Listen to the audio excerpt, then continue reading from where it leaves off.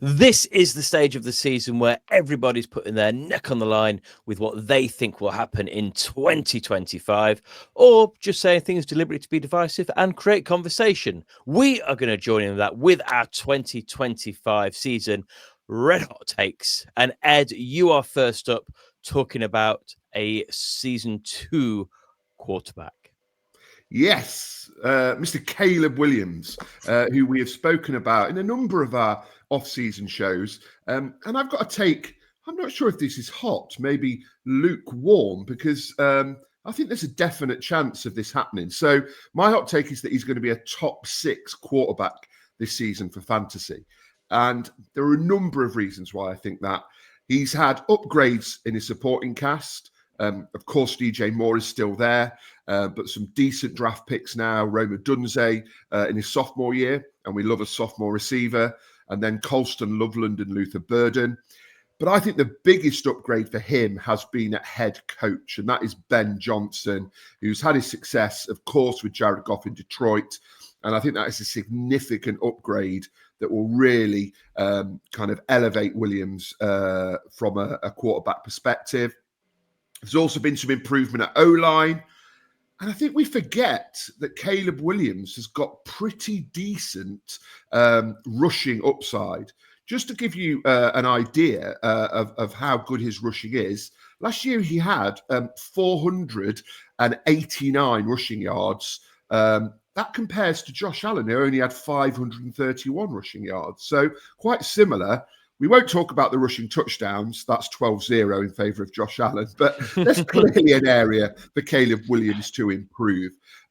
I just see him, we've talked about it a lot, as I've said, and I just can't see him having a disappointing season. I think everything's in place for him to do superbly well this season. And yeah, behind the likes of Lamar, Josh Allen, Joe Burrow, I think he should be pretty confident of having a good season.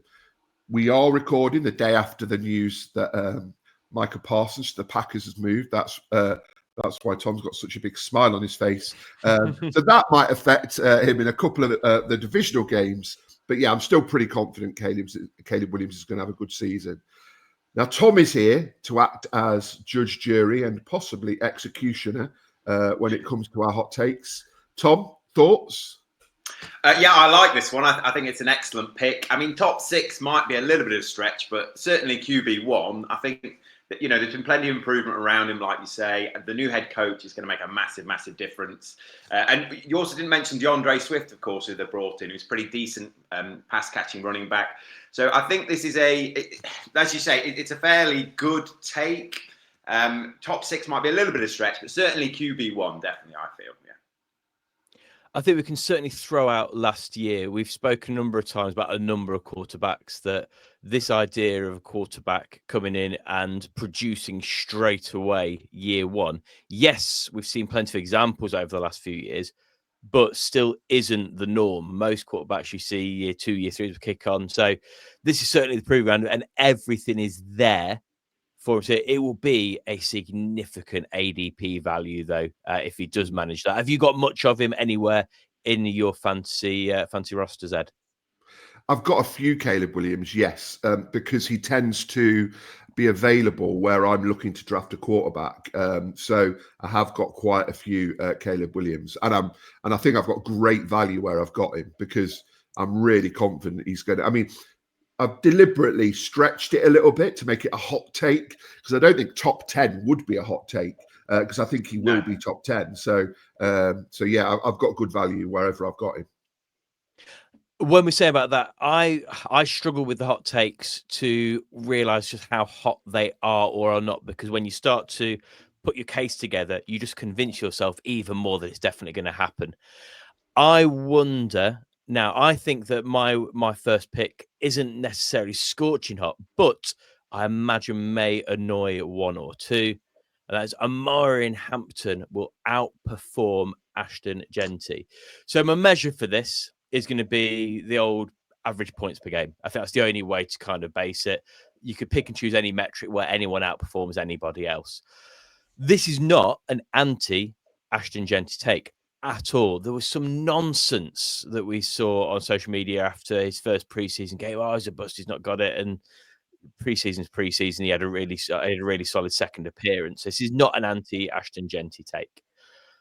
But talking about Omarion Hampton, Najee Harris has missed the whole of training camp. That was the biggest worry for people, is how was that timeshare going to look? Strange injury for Najee Harris. I don't pretend I understand what's going to happen coming into the season, because I don't think anyone really knows the true extent of the injury at this point. But when he is running on the side and keeping himself fit in training camp, which seems to be what he's done, that doesn't fill me with much confidence for him. I'll try to avoid the pun, hitting the ground running when he comes back in it, whenever that is, whether that's week 1 or later. There's no guarantees available week 1 as well. Hampton just projects to be such a solid power back and has workhorse ability. So, yes, college is college. NFL is a different kettle of fish, but 1,500 rushing yards and 15 touchdowns in back-to-back seasons, not to be sniffed at. He can handle a workload. He knows his role. Fitting into that Jim Harbaugh and Greg Roman system, what a fit for him. Absolute perfect situation. And it's a system that got 13 rushing touchdowns from J.K. Dobbins and Gus Edwards last year. J.K. Dobbins is obviously not valued in the same way that Harrison Hampton is, because he's not there anymore. So they see that they've got an upgrade, and they'll see they can get more out of him there. I think on the table this year for Hampton, 250 touches, 10 touchdowns, I think is definitely achievable. So that is my route to Hampton having a solid season and being an RB1. I'm not going to get into loads of negative. We're doing a very positive show. All of our hot takes are positive outcomes for players. I'm not going to get into any possible convoluted negative things for Genty. But I'm just going to give you the last 5 101 picks in our rookie drafts over the last few years. Last year, Marvin Harrison Jr. No one was doubting he was going to be really solid and be elite for fantasy. Didn't happen. Bijan Robinson, really, really good year one. I think he is the most elite out of these. Yeah, he's a case for it going really, really well. Breece Hall, question marks there, obviously, over the last few years. Najee Harris, the year before that, he was all right, not to be sniffed at. He was solid. Behind him, 102 was close for the 101, Kyle Pitts. And then 5 years ago, the guaranteed 101 pick people traded up for in drafts to get him, Clyde Edwards-Helaire. So what we know to be definite and what we know to be true doesn't always turn out to be true and isn't always definite. That's the one thing I'm going to throw into that mix. Am I being too hot? For me, it's a difficult one. I think they're in quite a similar situation, aren't they, really, if you look at it? Both running backs, obviously, very talented. The rest of the teams, I mean, if you look at Genty, apart from Bowers, there's not really masses else there in terms of who they're going to throw to take the possessions away from him. And Hampton, very similar, right? There's only really McConkey. I know there's talk of Trey Harris being pretty decent, but we'll sort of have to put a pin in that one and see later on. Obviously, the talk about Genty's been so huge, hasn't it? He's this elite running back. But there's also plenty of talk about Hampton saying that if Genty wasn't in the class, he would be the number 1 and people would be raving about him. Perhaps with the offense, they're obviously going to be very run heavy. I'm struggling to see it, but it's not an unbelievably hot take. I don't think you're too far off really with that one for me. What about you, Ed? Because I know you're about to get into running backs as well. How do you feel on this one? Yeah, I mean, I think Tom said a lot of what I was thinking, in the sense that any other year Hampton would be quite a clear RB1. I loved watching Hampton in the kind of off-season pre-draft when we were doing our shows about that. I think he's a quality running back. And I do think Genty is being slightly overdrafted. He's being drafted as a guaranteed slam dunk RB1 home run, which talent-wise, I suppose he should be, and situation-wise, I suppose he should be, but it's not guaranteed that he's going to be a slam dunk RB1. So, I could see this happening. It'll be interesting to see how Najee comes back, because I do think when he's back at full fitness, he's proved over the years that he will get the workload. So that will eat into Hampton, and I don't think Genty has got the same sort of competition. So I think that might harm this take. But talent-wise and situation-wise under Harbaugh, I think Hampton has got a great chance of doing this. Before we move on, please do take a moment to give us a subscribe, a like, share as well. Get involved in the comments down below. Let us know whether you think we are too hot or maybe even too cold, and some of the things we're saying you are in complete agreement with and you think will happen. I am confident that everyone listening is going to find this next one hot, but is most certainly on brand for TH Fans Football and on brand for you, Ed. Our next hot take, please. This is a scorching hot take. Of course, I'm going to make this hot take. And it is that Chase Brown is going to be RB1 in 2025. Yes, you heard that right. Malcolm is on the line, Ed. Man, that's hot. Too hot. Well, I disagree, Malcolm. I disagree. I don't know if it's too hot. Let me try and make the case for Chase Brown being RB1. I mean, a breakout season last season, a season too late in terms of what I predicted, but he did have his breakout season as, you know, Zach Moss got injured and he emerged as the lead back. Finished as RB10 last year, and that's about where he's being drafted, I would say, as RB10 in most drafts. So I think that's fair. But I just think the situation that he's in at the Bengals, obviously got one of the best quarterbacks in the league, and he's got even less competition this year. P. Ryan might pinch a bit of goal line work off him, but Taj Brooks, the rookie, isn't going to get much work. And of course, Zach Moss has moved on. So he is the clear RB1 in Cincinnati. I mean, the defense in Cincinnati is still awful. So the Bengals are going to have to throw the ball a lot. And as well as his rushing workload, he's going to get a lot of receiving work. Last season, he had 54 receptions, 360 yards, and 4 receiving touchdowns. So I confidently say he's going to get more than that this year, maybe close to kind of 500 receiving yards. So I also think he's going to get 1,000 rushing yards quite comfortably. So that makes him, you know, kind of in PPR leagues, an absolute points monster. O-line, slightly improved, you could argue, but there's still question marks over the O-line in Cincinnati. And you could argue, is he a real bell cow back at his size and weight? Possibly not. He's not in the kind of mold of Derrick Henry, that's for sure. But I just think the situation that he's in, he could quite comfortably be a top 5 running back. And I was going to go top 5, but I thought, well, it's hot takes. Why not just go RB1? And, you know, we'll come back at the end of the season and will laud me for my amazing foresight.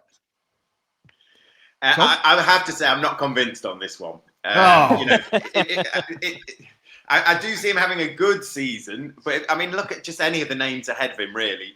I mean, Barkley, yes, he's like to regress. I'd expect Robinson to have a slightly better year this year.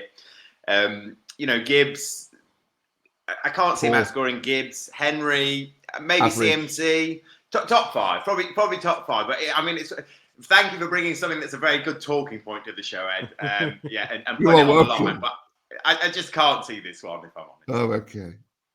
There is a world where all of those players get injured. Yeah. I think, and you've alluded to this already, Ed, but for me, we need to see something change significantly somewhere in the data point. So either his rush attempts need to go up and he needs to see north of 300, which is where you're looking at some of those bigger names where they're at. No Bengal has done that over the last decade. I stopped clicking when I got to 2015 looking through that. Even the mighty Joe Mixon never did that.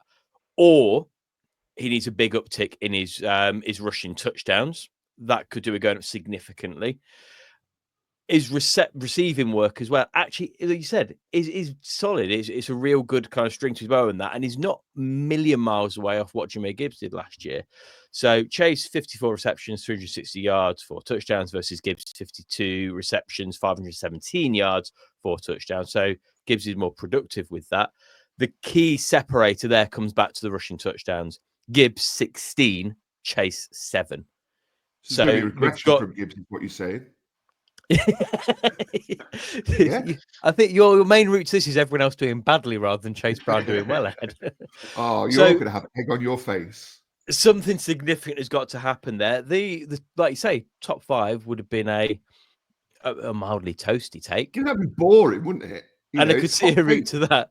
But It's not people won't be slightly able warm to takes. angrily pop off at us in the comments on social media if we were to go with that. So you've done the right thing, Ed. You have gone hot, you have gone bold, and Thank you. based on your prior record, this is maybe a safe bet to make in 2 years' time. Yes. Right, moving on then to the final one, and I couldn't choose my line for this one in the same way that you focused on yours, Ed. So I'm going for Tyler Warren will be a top 3 tight end this season. And I feel this is hot based on that will be a significant leap in what he does with his ADP. People can say, oh, yeah, I can see your roots to that. But a lot of people obviously don't because he's not being drafted as such at this point. Now, this is not just a lazy Sam Laporta, Brock Bowers, let's have another high-performing rookie tight end. This is very much a player and situation kind of take for me. So the Colts have no truly clear number 1 target in the passing game. Yes, there are wide receivers who are going to be ahead of them. We're hearing a lot about Adonai Mitchell apparently having a really good training camp. That would be phenomenal kind of step up for him, but I don't see anyone there that's going to emerge. Pittman, I don't know. We'll see what happens. I mean, Daniel Jones is the key question there, and that's a smaller question mark than Anthony Richardson was just a few weeks ago. Volume is going to be key for Warren, and Daniel Jones is far better in his short yardage passing accuracy than Richardson, so that is an upgrade, at least for Tyler Warren. Whether it's an upgrade for the Colts or not, we shall see. The Colts have never had a true clear tight end 1. So looking back, I think last year they were, 5th fewest tight ends. They've not had the option to kind of really utilize a tight end like they will with Warren.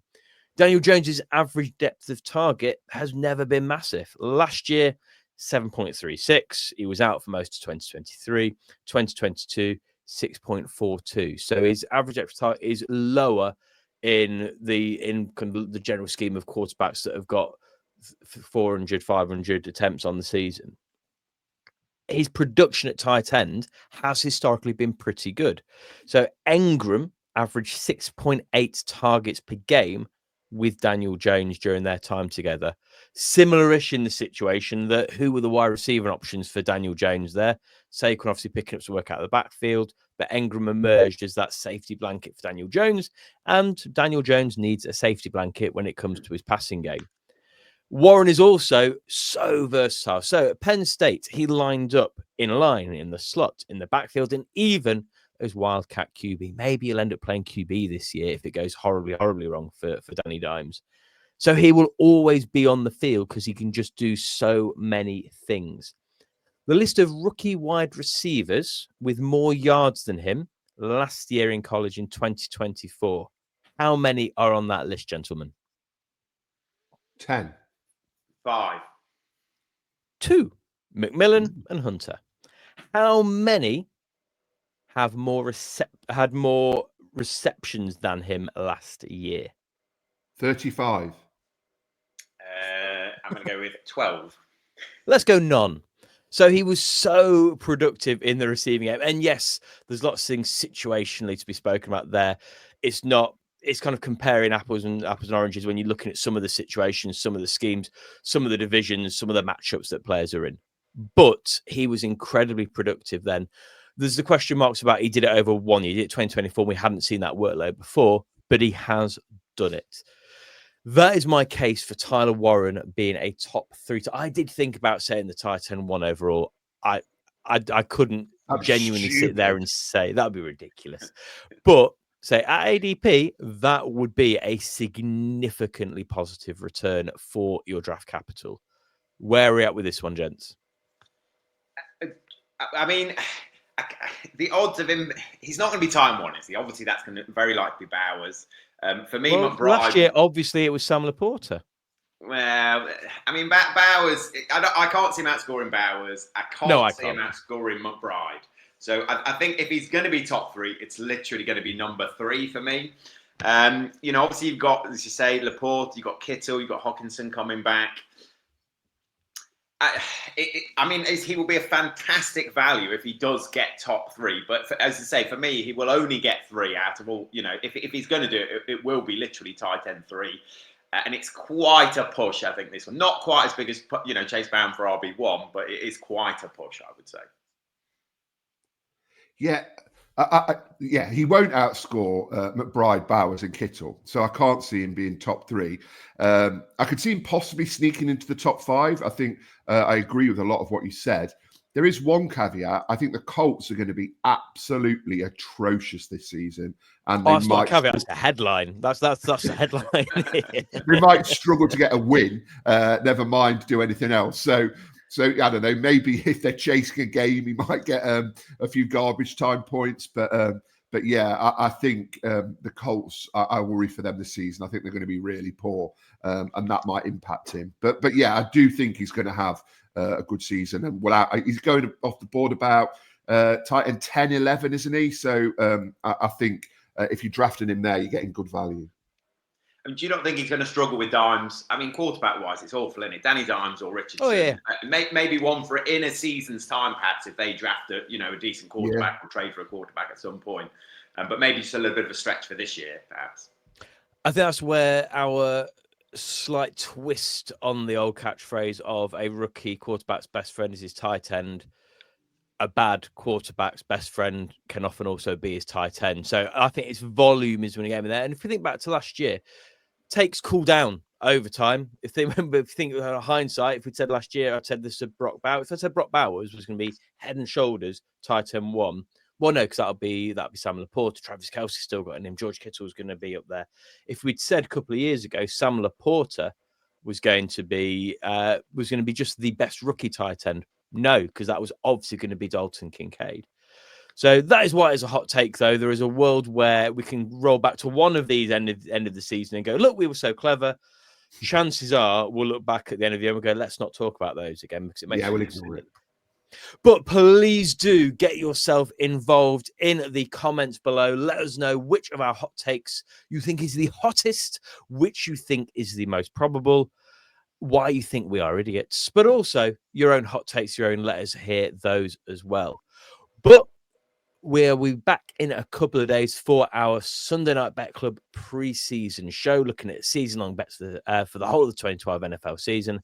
And then on Wednesday, we will return with our Week 1 preview show. But until then, it's goodbye from me. It's goodbye from Ed. It's goodbye from Tom. And Malcolm, it's time for you to take us home. You have been listening to the team from TH Fantasy Football. For more content, follow TH_fantasy_NFL on Twitter and Instagram.